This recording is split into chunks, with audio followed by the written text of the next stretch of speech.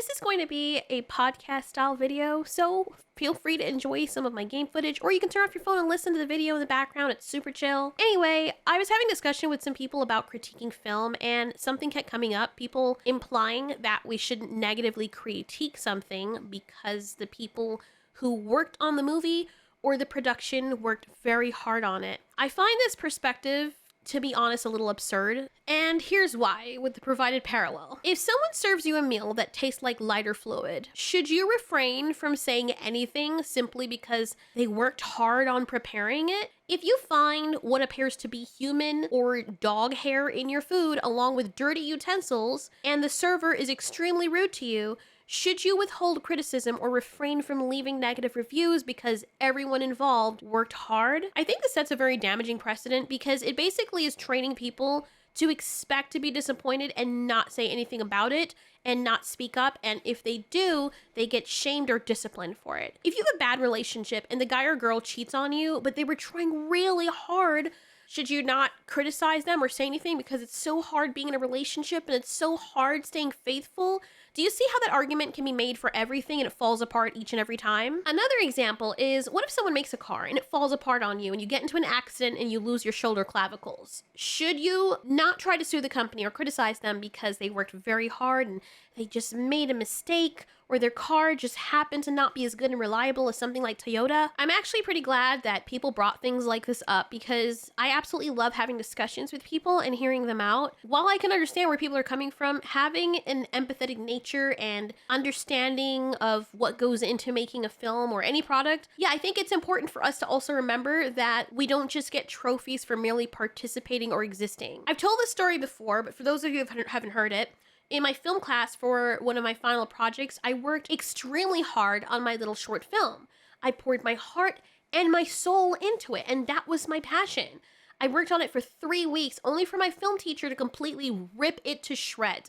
I mean, there was not one shot where he didn't tear apart something or criticize me negatively. And he mentioned several times I broke the 180 rule, my lighting was not consistent, and the audio for the dialogue, sound effects, and music were too muddy and felt like they were not on their own tracks. He said the sound mixing was awful, and he didn't even finish it. It was like 5 minutes long, and 2 minutes in, he was like, I don't know what the shit is, but you need to do it over, Allie. He was straight up so mad at me like a parent because he expected better from me. I had passed every test, and I was one of his favorite students. So it was completely emotionally shattering to hear my teacher, whom I looked up to, completely rip me to shreds and not even grace me with finishing the whole watch. That was supposed to be my final grade, that project, by the way. And if he had just left it at that, I would have failed. I was supposed to fail. However, because I was one of his favorite students, he gave me an extension. I straight up watched him fail 2 other students when they showed their projects to him, and they got the failing grade. But he graced me with an extension, which I was very grateful for, and I know I did not deserve. I remember going to my mom's van and sitting in the garage crying after I left class. I cried so hard because of the embarrassment and the shame. But you know what I did? I didn't sit there and tell him, but mister, I worked so hard. He didn't care about that shit. What he cares about is the end product. Everybody works hard who is trying to go out there and make money. Everyone. No one should just be given a pass because they work hard, because that's the bare minimum that is required for you to make a product that you want people to spend their money on or their time watching. I pulled up my big girl panties, gave myself a debilitating wedgie, stopped crying, scrapped my project, and went back to start all over again. And instead of just using my emotions and pouring my heart into something that I loved and that I would like, I thought about what he would like. I wanted to make something of higher quality, and I didn't stop until I achieved that.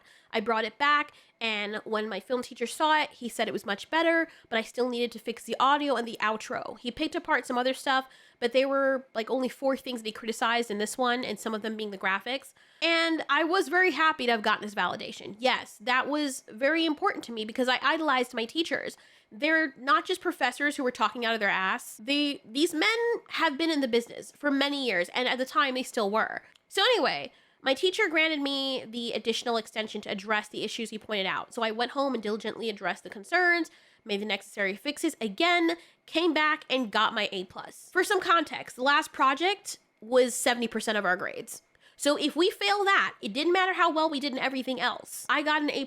I will never forget that interaction because I thought that I knew everything, and that because I poured my love and my passion and my soul into my project, he should just appreciate it, you know, that he would see it through my eyes. I was so freaking wrong. It's like a parent who has a child that they've only ever viewed as an angel until other people tell them that their child's a piece of shit. No one wants to hear people say that their baby is a hippopotamus turd. In such situations, the most constructive approach is to listen to their perspective and understand the reasons behind these people's criticism rather than immediately dismissing them and saying, well, you don't know him and it's your fault that he acted like that. This is the underlying issue in certain arguments defending poorly received films. And by attributing the supposed lack of quality to the hard work of the studios or the game devs or film crews, it just ends up looking like the sympathizers are deflecting valid criticism rather than addressing it. But the reaction of most people is normally, in that case, nobody cares. Boo-hoo. So anyway,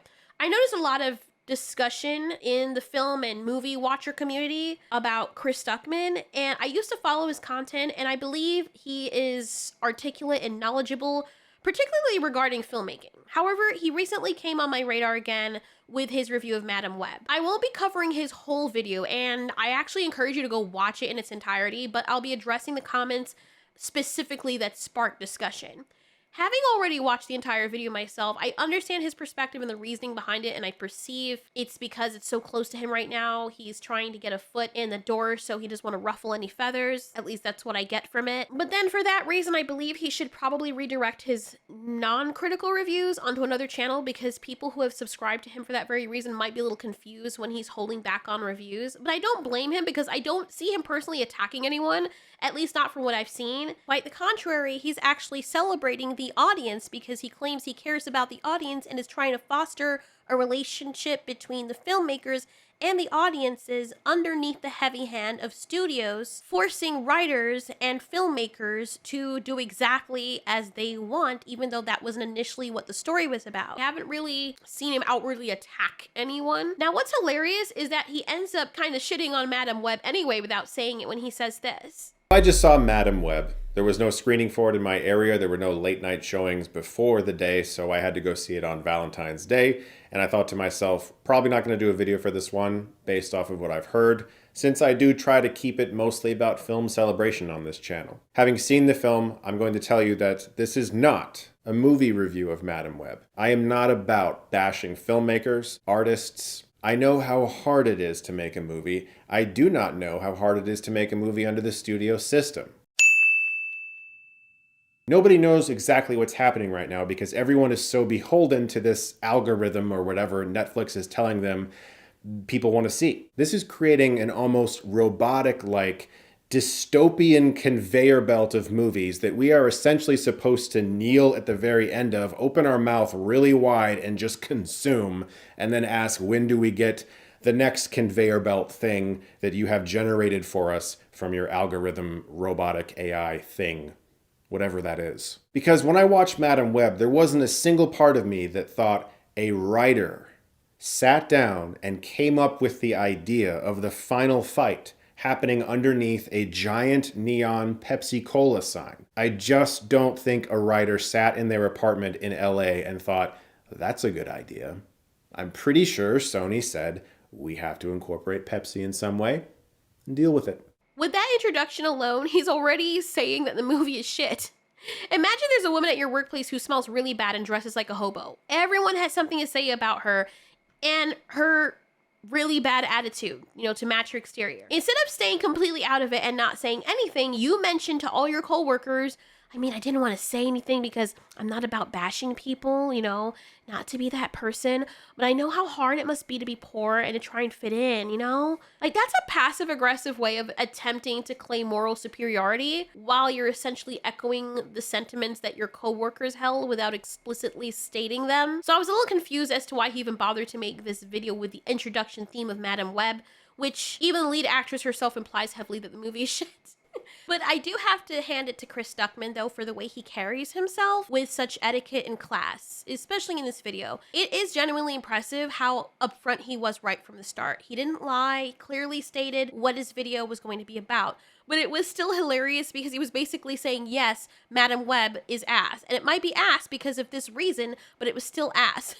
However, he did this in such a reserved and classy manner. I understand why he did that, though. I honestly didn't find anything really deceptive in his approach at all. And if you do watch the entirety of his video, you can understand a little bit more what his perspective is. I think most people probably just watched the beginning and didn't watch the entire thing and reacted based on that. But if you still have disagreements, you're free to have them, and I can understand why people would be upset as well. But just make sure you give the whole video a watch before you do so. Not about bashing filmmakers, artists. I know how hard it is to make a movie. I do not know how hard it is to make a movie under the studio system.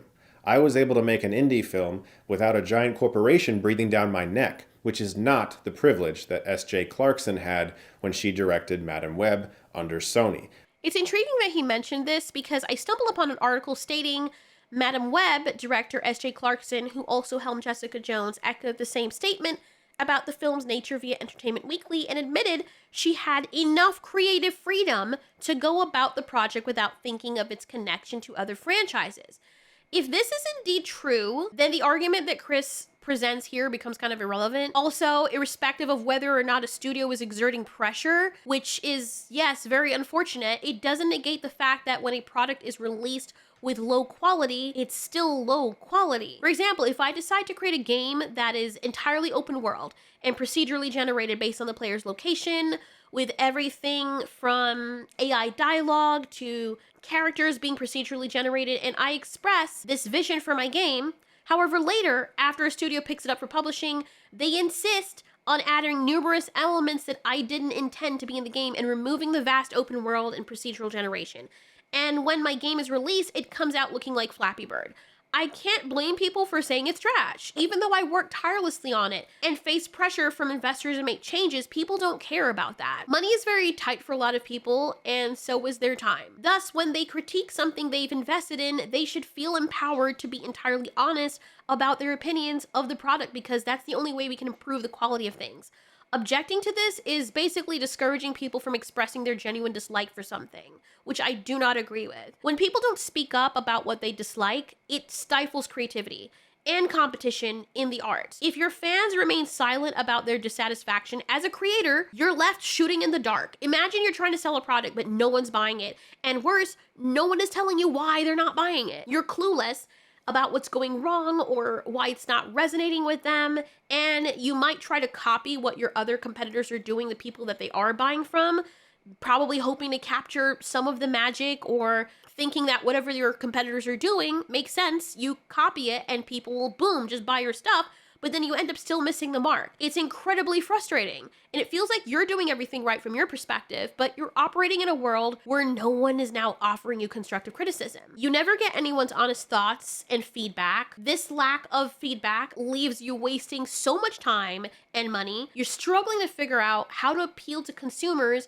and repeatedly failing without any clues on how to turn things around for yourself, and then you end up going bankrupt. You see how damaging that would be and frustrating? And the next thing you know, the studios or the people who are suffering from this will start to scream from the mountaintops, why isn't anyone telling us what they don't like? Why won't they buy our stuff? I'm not saying that artists or creators have to be at every whim of people, but if you're trying to make money off of them, then yes, it's kind of important that your consumers like what you put out.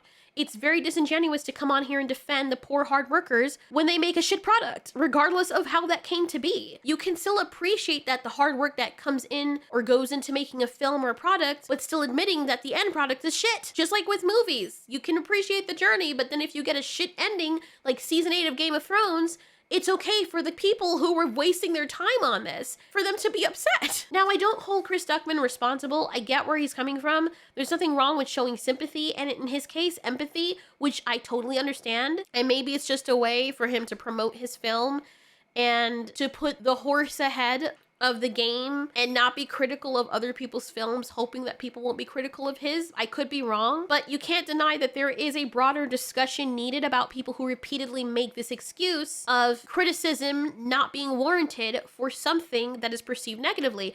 And I think it's misplaced. Just like you all have the right to criticize me when you disagree with something I say, it would seem entitled if I countered with, well, you don't know how hard I work or how much time I spend. In the same way, you have an even greater right to critique something you've invested your money or your time in. This becomes particularly important with movies, especially. Everyone's either paying for an expensive subscription or a movie ticket and spending time they'll never get back. Time that could have been spent doing something enjoyable, like hanging out with your family or screwing someone you like. I still think Chris is very instrumental in the YouTube sphere because of all his knowledge when it comes to filming and behind the scenes stuff. So you can still get that substance from him. If he's deciding to stop making negative film reviews because it's weighing on him, that's his choice, and I fully respect it. I understand why his fans might feel disappointed if they've come to expect candid reviews. And now he kind of feels compromised. You know, those people that when they're now getting sponsors, they don't say things off their chest like they used to. But he has his reasons. Maybe he has to feed his family and he feels this is the only way he can do that. I don't know. And he can offer valuable content in a way that aligns with his principles about film, and we can still gain insights from him. And in that way, I think his contributions are still worthwhile in the community. He's very eloquent, very knowledgeable. But there are other reviewers out there like Jeremy Johns and Critical Drinker who are always upfront about their opinions on movies. You also have creators like YMS, aka Your Movie Sucks, and Reaper, who aren't shy about pointing out a movie's flaws, often adding a dose of sarcasm and humor. We shouldn't take it personally when someone dislikes a movie. They're just forms of entertainment, not people. One of the saving graces of bad movies is people coming together and making fun of them together. I have a whole playlist dedicated to that with some of these really old monster movies that you guys wanted me to watch, and I had to really take a break from these because it was making me feel like I was going insane with the stupidity.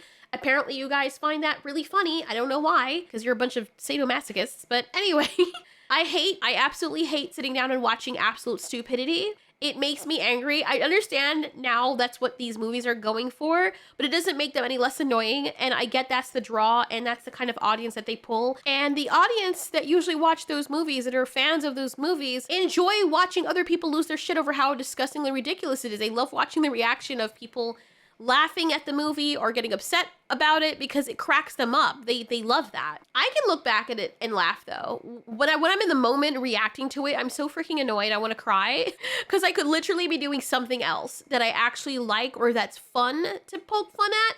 But those movies are just so dumb to the point where, like, you understand, like, I have to watch the movie first and then watch it a second time. Because if I try to do it where I'm reacting to it on the fly, it takes a lot longer to make the video. So most of the time I'll watch it first and then go back over it. So it's like I'm watching it twice. Movies like Velocipaster, Jesus. Let someone come and tell me how hard people worked on that movie. There's literally a scene in there where they put that the graphics are supposed to be there. They acknowledge that, but they just didn't want to put them there.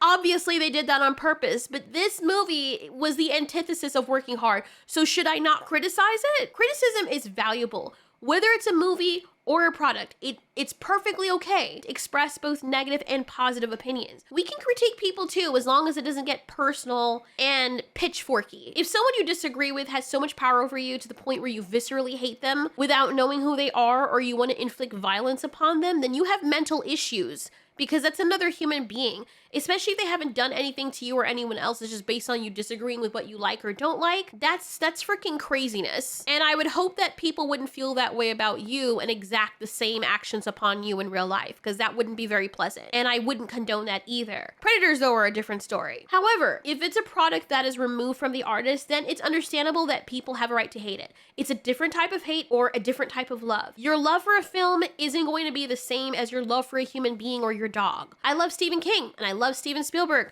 but I can still critique things about their movies that don't make sense or that are negative while praising the positive. I can still poke fun at them. I can say I love Stephen King as an author, director, Steven Spielberg as a director, but I don't know them personally as a person, so I can't say I actually love them or hate them. When I make fun of the writers for movies that are absolutely atrocious based on the work that they've done for these shows or TV series or movies, I don't actually mean that I personally have an issue with them, because I don't know them. So how could I? But there's nothing wrong with us critiquing each other and poking fun at each other and poking fun at things that we don't like, or being upset over things that we spend our money on or our time on that we don't like. It's okay for us to express displeasure. If your man is not eating your cat the way you like, you need to speak up and express displeasure. I don't know why I just said that, but it's something that happens all the time with freaking couples. Like, people are so afraid of hurting people's feelings to your own detriment. So you're wasting that person's time and yours, and they're spending hours down there wondering what the hell they're doing wrong, or that something's just wrong with you, not knowing that they're doing something wrong because you don't want to hurt their feelings. Stop worrying so much about just hurting people's feelings. You can be nice about it with sensitive topics. I understand that. But at the end of the day,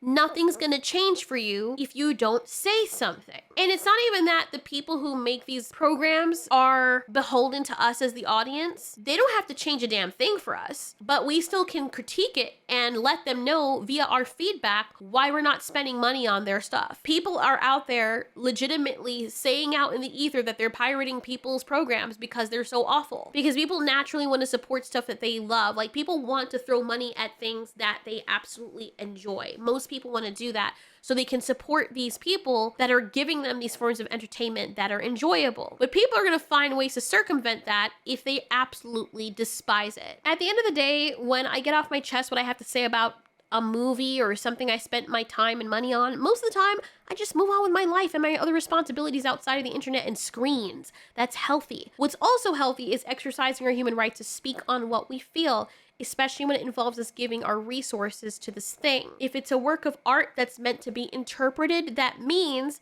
that different people are going to have different interpretations.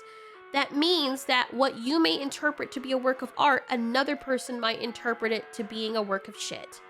And that's completely okay. I live inside my own world of make-believe. Kids screaming in their cradles, profanities. Some days I feel